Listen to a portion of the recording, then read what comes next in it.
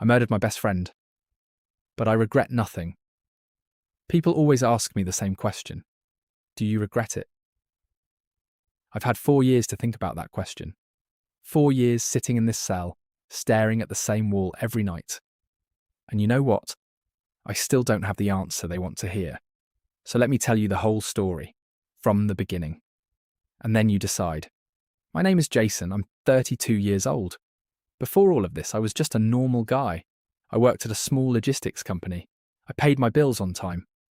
I had a mother who called me every Sunday to ask if I was eating properly. Nothing about my life was special. Except for one thing. His name was Ryan.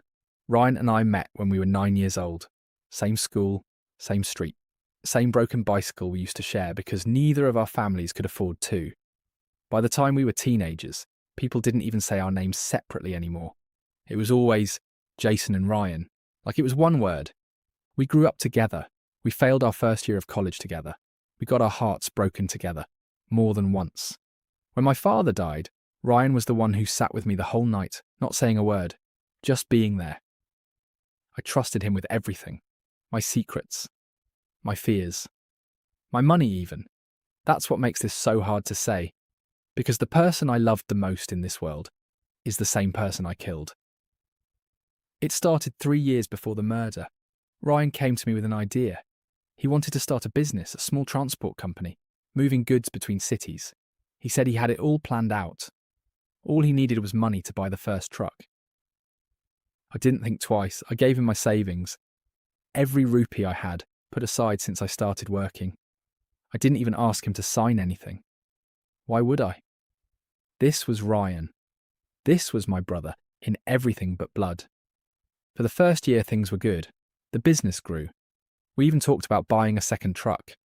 I felt proud, like I had built something with the person who mattered most to me. But slowly, things started to change. Beat. His face grows harder. Ryan started avoiding my calls. When I asked about the business accounts, he'd changed the subject. He started buying things. A new phone, new clothes, a bike, while I was still living in the same small rented room, waiting for my share of the profit he kept promising. I told myself I was overthinking it. He's my best friend. He wouldn't do that to me. I was wrong. One night, I went to the office we had rented for the business. It was almost midnight. I don't even know why I went there so late. Maybe some part of me already knew something was wrong. The lights were on. I heard Ryan's voice inside, laughing on the phone. I stood outside the door for a second before I walked in. He looked at me like he'd seen a ghost. I asked him straight, "Where is my share of the profit?" He laughed it off first, said business was slow, said he was reinvesting everything back into the company. But something in his eyes told me he was lying. So I did something I probably shouldn't have. I opened his laptop while he stepped out to get some air. And there it was. Bank statements, a second account, money, my money. Sitting there untouched, while he told me for months that we were struggling. I confronted him again a few days later. This time he didn't even bother pretending. He told me calm as anything, "You gave me that money. It's mine now.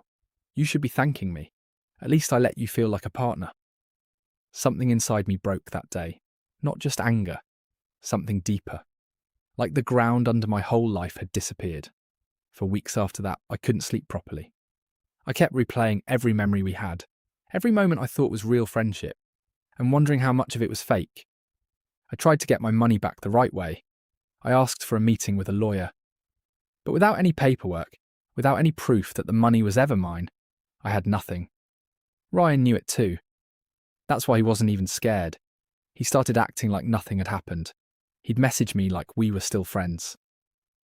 "Bro, let's catch up sometime." Like he hadn't taken everything I had and thrown it in my face.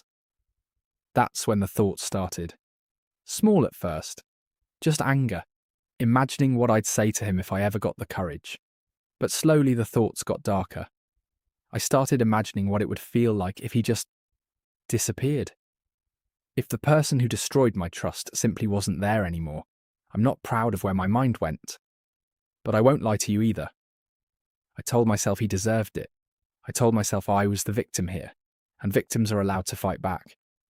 That's how people convince themselves to do terrible things. Not in one moment. In 100 small moments, each one pushing you a little further than the last. The night it happened, I didn't plan it the way people think. There was no map, no schedule, nothing written down. I just called him. I told him I wanted to talk. Properly. One last time, as friends, he agreed to meet me at the old warehouse near the highway where we used to park the trucks. When I saw him walk in, smiling like nothing was wrong, something in me went cold. He greeted me the same way he always did, like the last few months hadn't happened, like he hadn't stolen from me and laughed about it. We talked for a while. I asked him again for my share. He refused again, even angrier this time. He said I was being dramatic, that I should move on. I don't remember deciding to do it. I remember the argument getting louder. I remember him pushing me, telling me to leave before he called the police. On me for harassing him. And I remember picking up the metal rod that was lying near the truck tyres. I won't describe what happened next in detail. I don't think you need that, and honestly, I don't think I could say it out loud even now. What I can tell you is this. When it was over, the warehouse was silent. And for the first time in months, so was my mind. I stood there for what felt like hours, but it was probably only a few minutes. I looked at what I'd done, and strangely, I didn't feel panic. I felt empty, like someone had switched off a light inside me. I cleaned up as best as I could. I won't go into how I disposed of things. That's not something I'm going to teach anyone watching this. But I will tell you, I was careful. Or at least I thought I was. I went home, I showered, I lay in bed and stared at the ceiling until the sun came up. I didn't cry, I didn't shake, I just existed. The next morning I went to work like normal. I answered emails. I ate lunch. Somewhere in the back of my mind, a part of me was screaming. But on the outside, I looked completely fine. That scared me more than anything. How easy it was to pretend. 3 days later, Ryan's mother filed a missing person report. He hadn't come home, hadn't answered any calls. His family was frantic. I remember getting a call from her, asking if I had seen him. I told her no, that we hadn't spoken in weeks. I hated how easily the lie came out. The police started asking around. His colleagues, his family, his friends. Since everyone knew Ryan and I had been close for years, they eventually came to talk to me too. The first interview was simple. Basic questions. When did I last see him? Did we have any issues? I kept my answers short. I said we'd drifted apart because of a small business disagreement. Nothing serious. For a while it seemed like they believed me. But then a week later everything changed. Turns out there was a CCTV camera near the highway, close to the warehouse. Old, half-broken, the kind nobody even thinks about. But it had caught my bike entering that road on the night Ryan disappeared. That alone wasn't enough to arrest me. But then they found something worse. Messages. Ryan and I had argued over text a few days before, and even though I had deleted them from my phone, his phone still had them. Angry words. Words I wish I could take back. Not because they weren't true, but because of how they made me look. The police called me in again. This time the questions were sharper. Longer. They asked about the money, about the business, about why I lied about not seeing him recently. I tried to stay calm, but I could feel the walls closing in. Every answer I gave sounded more like a lie than the last, even the honest ones. I started avoiding calls. I stopped going to work.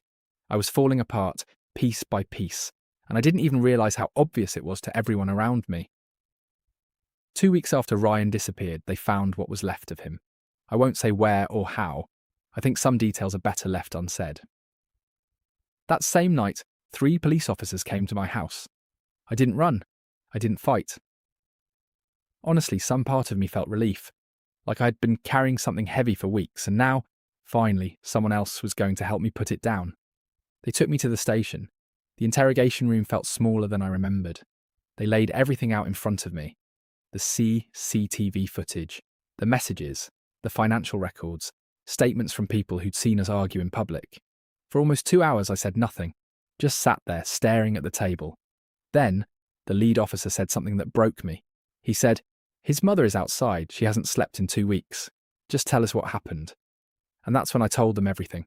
I told them about the business, about the money, about the night at the warehouse. I told them every detail.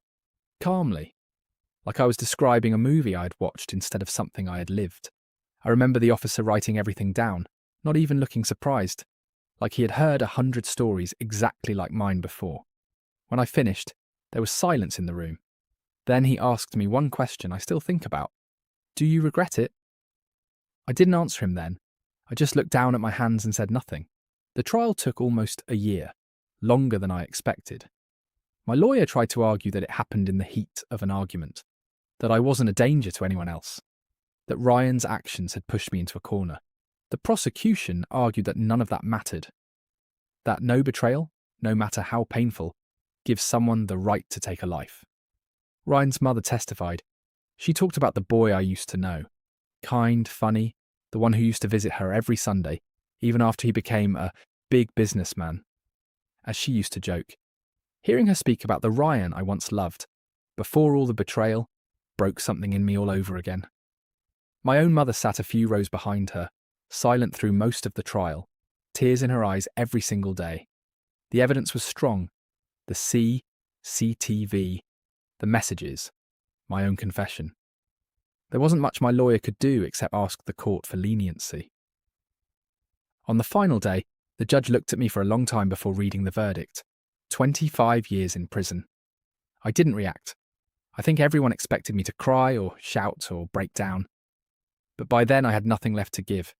I just nodded and let them take me away. Prison is nothing like the movies. It's not exciting or dramatic. It's just slow.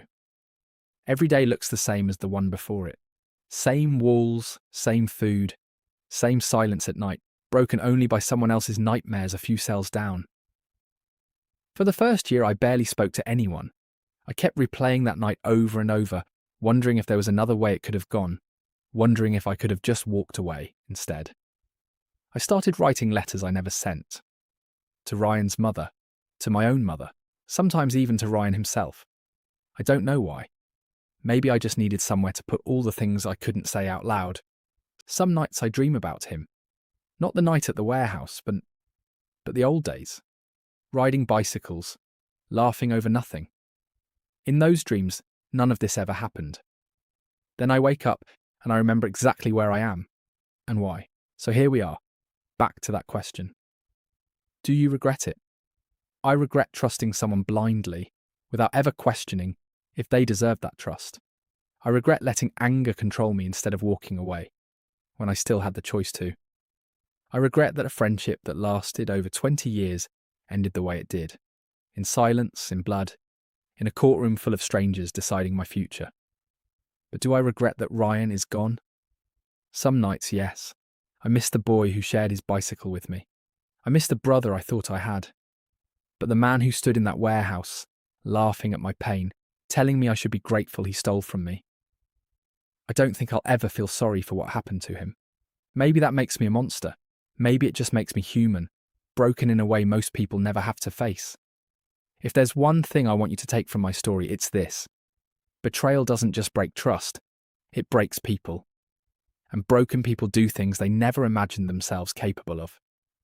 Don't let anger make your decisions for you, because once you cross a certain line, there's no walking back. No matter how justified you felt in that moment. He sits back. The light above him flickers slightly. My name is Jason. I murdered my best friend. And even after everything, I still don't have the answer they want to hear.